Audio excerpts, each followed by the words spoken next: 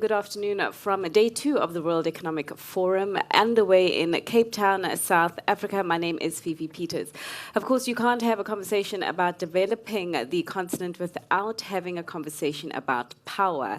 Many households on the continent still remain without access to reliable and affordable electricity. Businesses that operate on the continent still remain constrained by ongoing and constant power cuts. Now, we have seen a number of players trying to address the energy gap in this space, and we are having a conversation with one of them right now. That is General Electric, that has been operating in Africa for more than 120 years. You can join in on the conversation and share your thoughts about this conversation on powering Africa using the hashtag GEAfrica 120 years plus. That is GE Africa 120 years plus. And on this note, I'd like to introduce you to the panelists that will be ushering and hopefully powering the conversation here at the World Economic Forum Africa. Seated right next to me is Deo Onyango, who is the business leader for Africa at GE Renewable Energy, George Njenga, the commercial leader for Africa at GE Steam Power, and Mohammed Mijindadi, the managing director for GE Gas Power Systems in Nigeria. Gentlemen, thank you so much for your time and welcome. Thanks for having us. By way of introduction, could you introduce GE to us? General Electric has been on the continent for the past 120 years. What's that been like? And what have you been able to achieve by way of electrifying households and businesses on the continent? Deo, I begin with you. Thank you very much, Fifi. Pleasure to be with you on this panel. GE has been in Africa for 120 years, and our businesses span across different areas of infrastructure: healthcare, aviation, power, which we're going to talk about, and both conventional and renewable energy, as well as rail. Rail is one area that we provided. Today, GE is about a $3 billion business.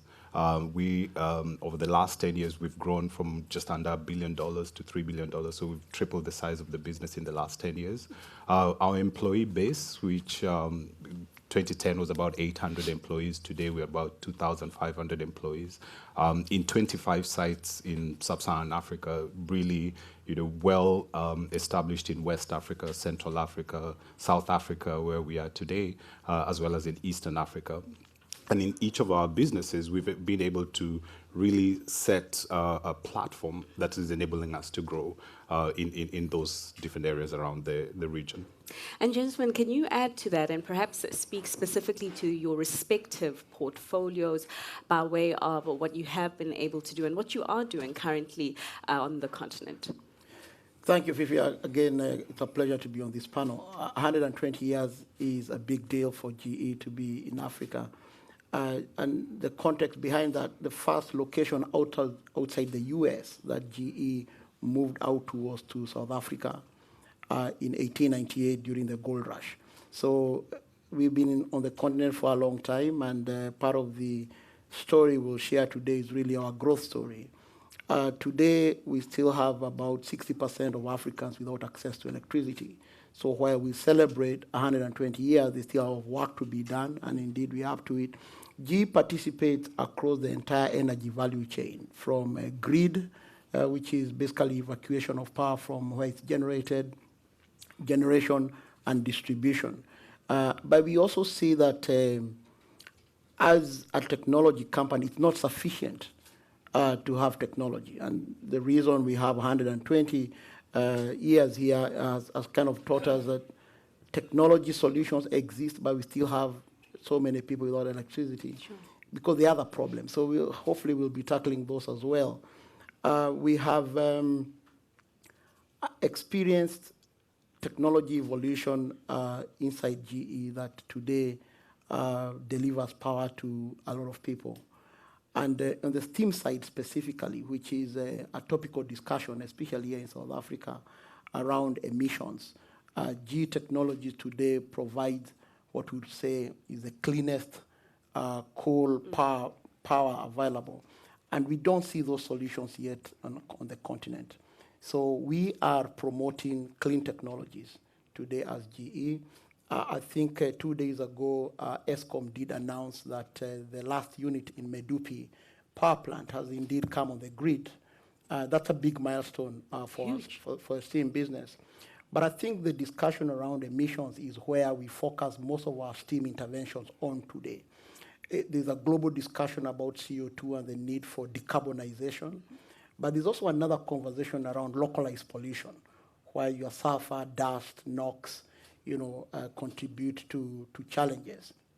We have solutions such as what we are deploying at Kusile Power Station, the first flue gas desulfurization unit on the continent that has a removal rate upwards of 93% of SOx.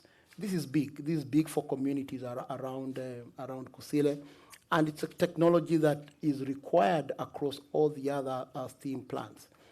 Certainly. I mean, if I can just jump in there. So here in South Africa, we recently introduced the carbon tax. And, I mean, businesses have complained, if I can be frank to say, that it adds to the cost of doing business, but it is necessary from a carbon footprint point of view. We'll get into your or unpack your respective portfolio in more detail in just a moment. But just to hear from Mohammed, I mean, just like the rest of us here on this panel, I imagine that you weren't even conceived. The thought of you hadn't even come from your parents when General Electric was first started on the African continent. But talk to us about your experience so far, about what the company has been able to do in its respective industries. Yeah, thanks for having us again, Fifi. I think George had alluded to the fact that we've been here for quite some time. I think the very first GE gas turbine that was put in the region was done in the early 1950s.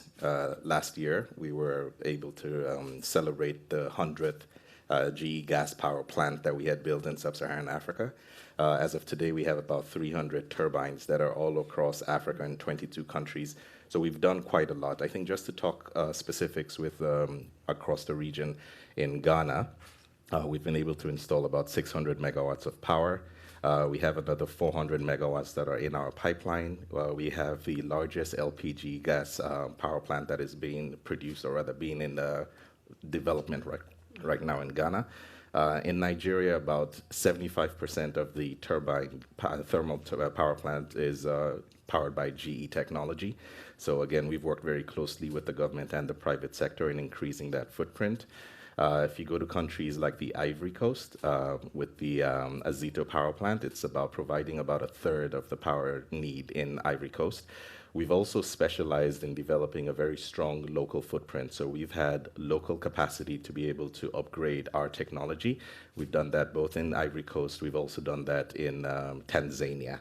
So overall, I think just working very closely, building a local footprint, working closely with governments, we've been able to improve the lives of Africans 1 megawatt at a time, and that's something we're very proud of.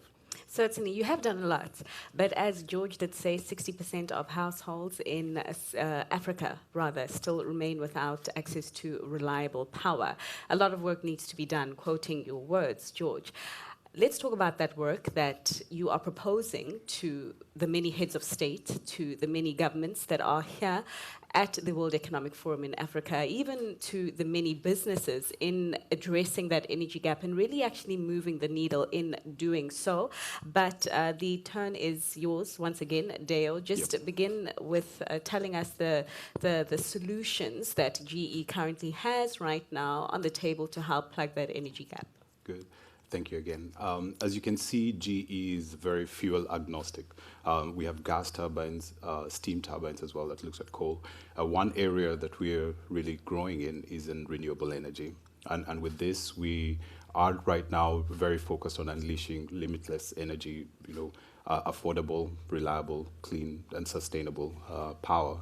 And the primary focus for us is on wind, onshore and offshore wind, hydro, as well as hybrid systems that combine solar with other technologies as well. And these are some of the solutions that we're bringing into the discussion. As part of the decarbonization process, we have clean coal technology on one side, but at the same time, there's a lot of power that can be unleashed through other sustainable methods. And so this is where the renewable energy team within GE is focusing on. And in bringing those solutions, the additional aspect, and a key one, is also the grid connection that is required to get the power to where it's needed. And once we have that, that's the technology solution side. That's really where GE's core competence is. There are additional adjacencies that we bring to the solutions are around financing, around project development. We have a lot of EPC partners that we work with around the world. So bringing them into Africa, bringing that expertise that they have to deliver it at a price point that makes it affordable for people to be able to access that power. We have to think in a holistic way in order to make these solutions work and in order to also make it palatable for some of our partners, the stakeholders, the key stakeholders in governments. A lot of the conversation in the World Economic Forum is continuously around affordability, the capability of governments to deliver services to their population, to their electorate. And so we would like to look at, on the power sector, to bring a holistic solutions by bringing our partners together, our capability on the technology side, but as well as the financing and the EPC capability to deliver the project. Right.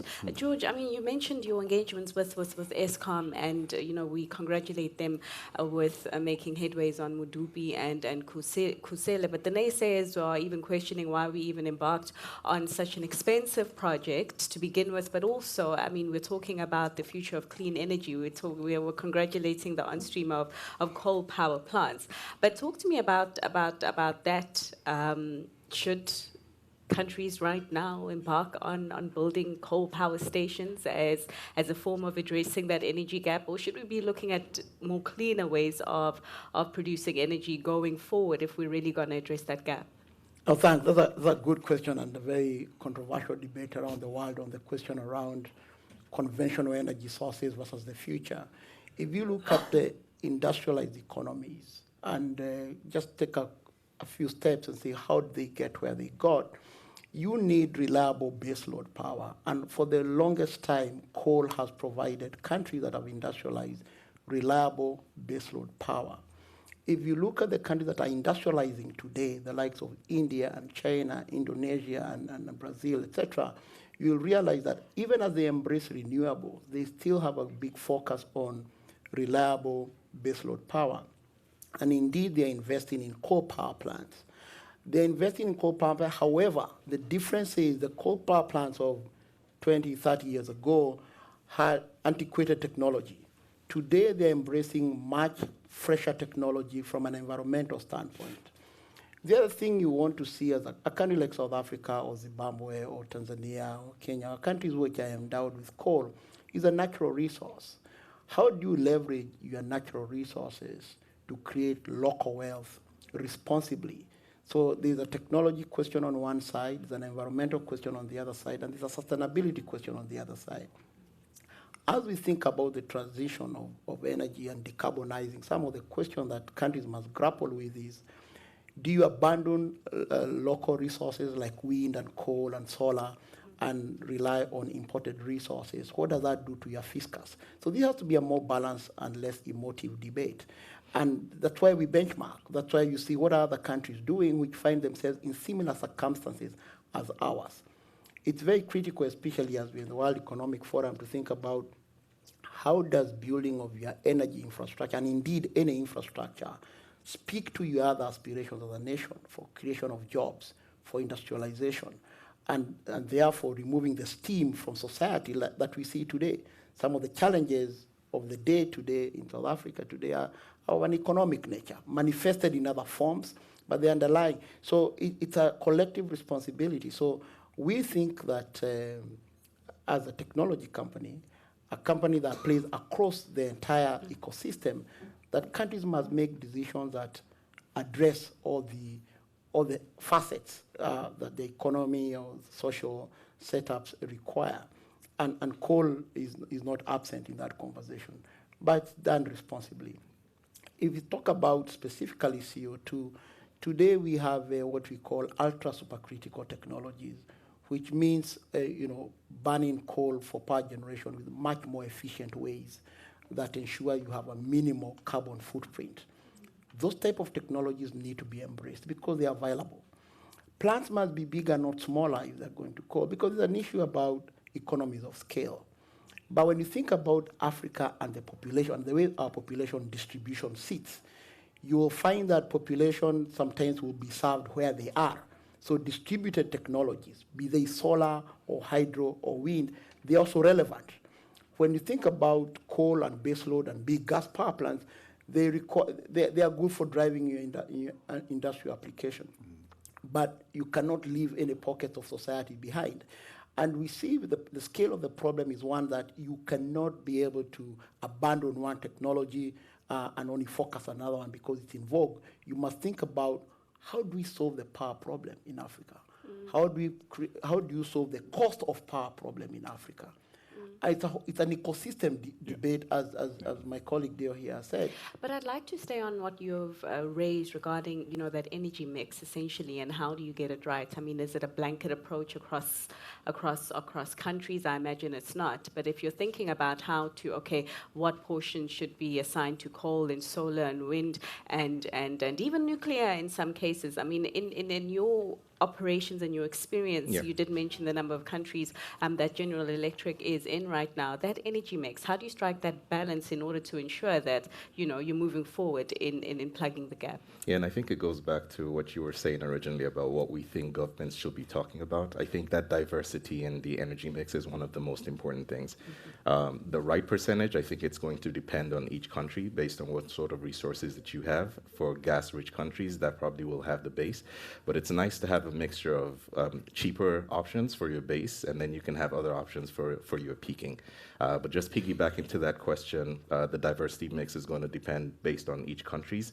I think a lot of the governments over here need to be talking about creating enabling environments. The power plants, what makes power and what will grow power is the appetite of investors to feel like, there is a good opportunity in each of those countries. So the abilities for governments to focus on policies and regulations that make the enabling environment attractive for investors, I think that would be something that would help. So diversifying the mix, focusing on enabling environment, and also focusing on local workforces. I think these are a few things that I would hope governments here are discussing to improve the energy position in the region. I think if I would add to that, Sure. I think the issue of cost and affordability keeps coming all the time. So when you talk about energy mix, there's the energy security part of it, but there's the affordability and cost part of it.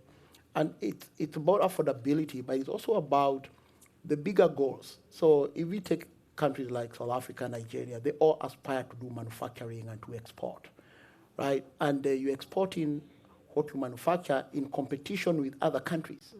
So what is the cost of electricity, for example, in India or China versus Nigeria or versus South Africa?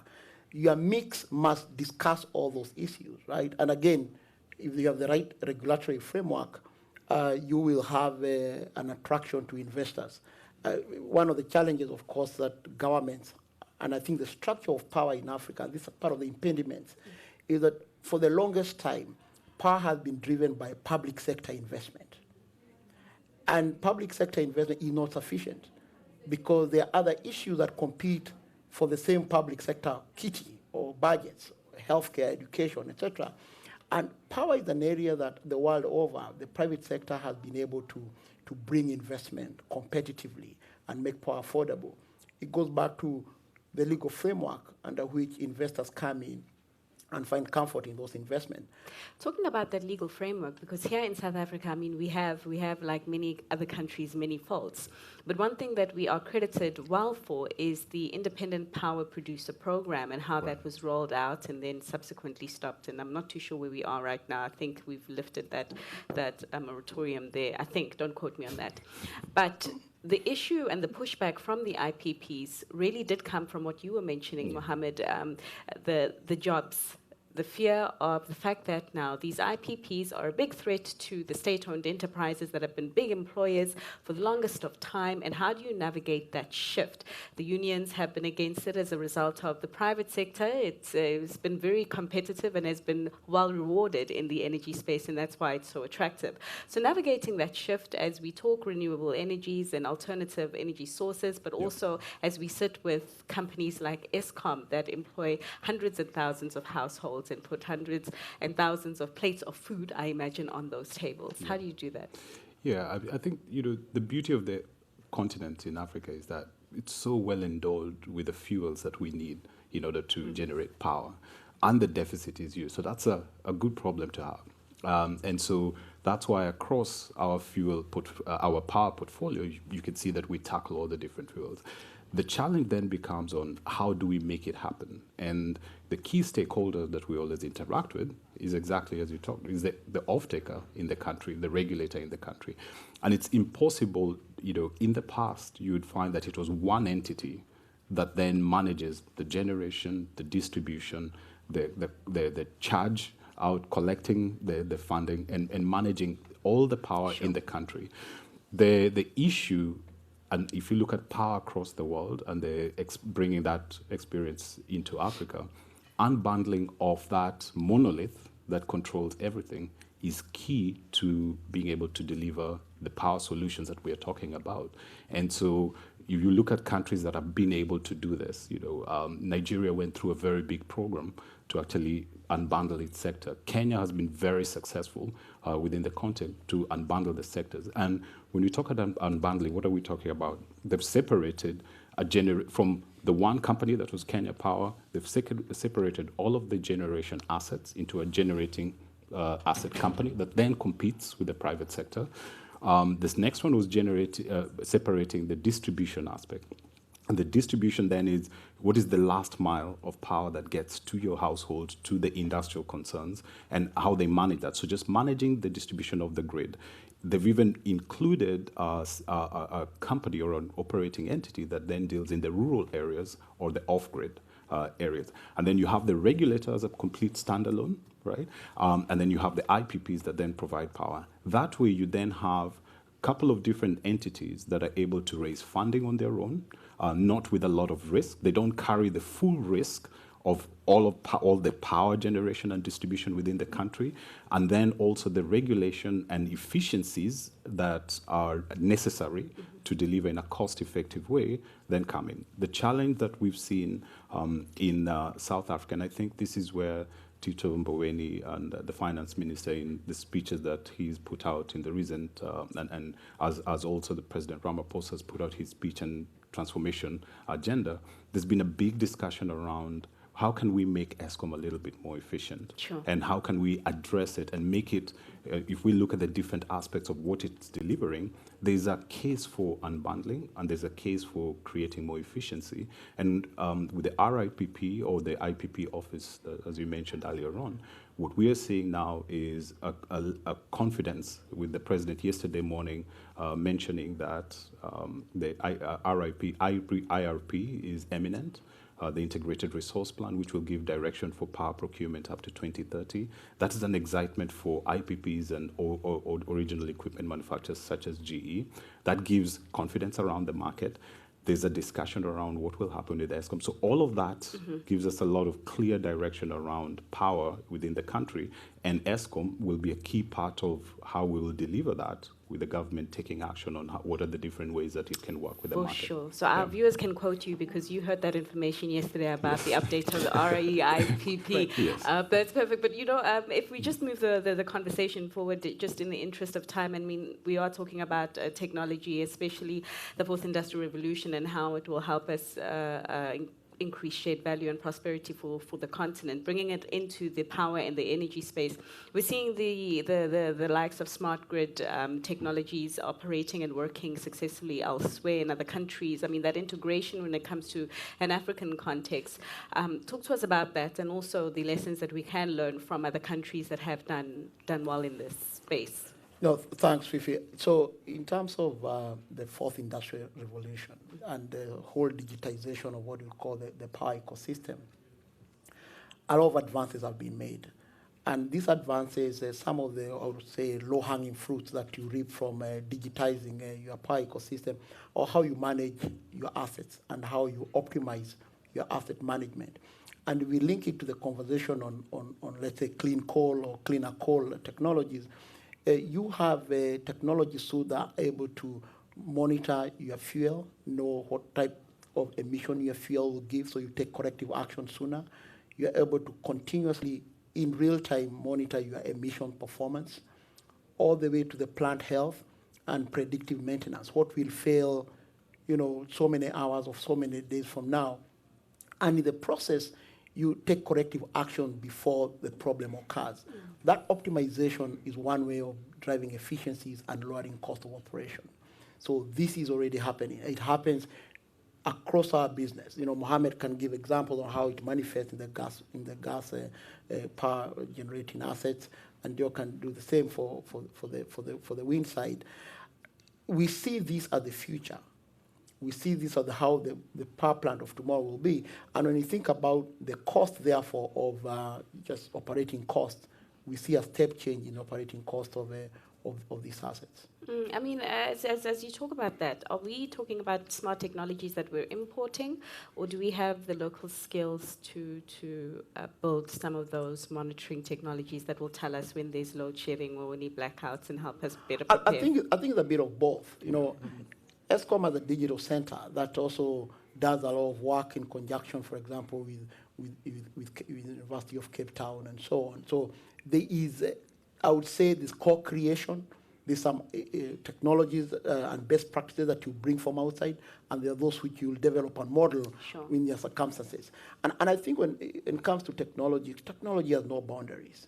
And when it comes to cutting-edge technologies, bringing boundaries stifles the debate and stifles the progress.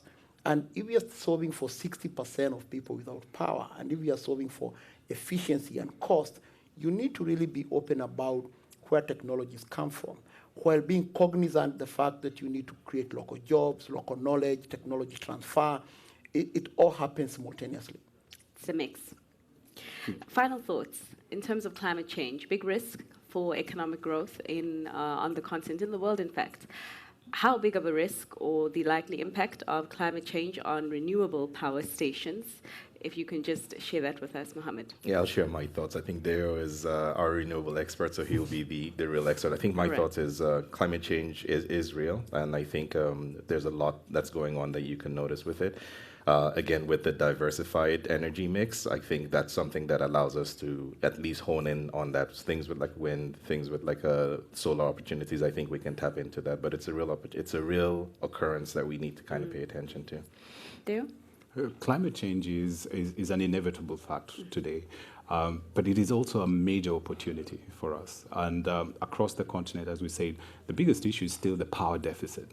And we're well endowed with different natural resources, wind, hydro, coal. And so looking at it, there's a case for the conventional as well as the renewable energy, and creating an opportunity for focusing on skills upskilling across our young population. We have a very young population, very digital in the way that they operate today. And so climate change and providing solutions, renewable energy, providing hybrid solutions that also tap the expertise out of the conventional, creates an opportunity for us to think about what are the future jobs that we need to create, what's the future investment that we need to have in our economies that is going to be the next job. I don't think the job that we are doing today will be the same in the next 50 years with the digitization that's going on. Digitization really begins with the monitors that you put in the equipment and the information the equipment then tells you. Someone needs to analyze that, and then we'll make that predictive idea of what's going to happen in the future. And individuals in our position on what we're doing today will be looking at information and solutions in a very, very different way in the future. The continent's main challenge today is preparing for that. And because we do have this opportunity and natural resources, I think this is the greatest opportunity for the continent today. I imagine that you'd agree with me in saying that great opportunity, but we'll need really strong and effective leadership in realizing that opportunity. But gentlemen, we are out of time, and that wraps up the conversation for now on powering the continent. Thank you so much for watching.